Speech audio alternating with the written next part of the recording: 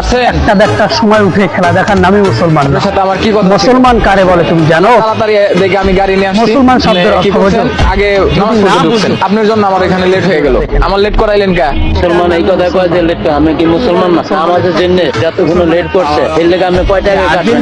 যদি অনুমতি না দিতাম, কি না দিতাম? আমি যদি বলতাম যে নামাজ পড়তে পারবেন না, আমার তাড়াতাড়ি নিয়ে যান, তখন কি করতেন? বলা হয় আপনার মতন যাচ্ছে ওনে নামাই দিতাম।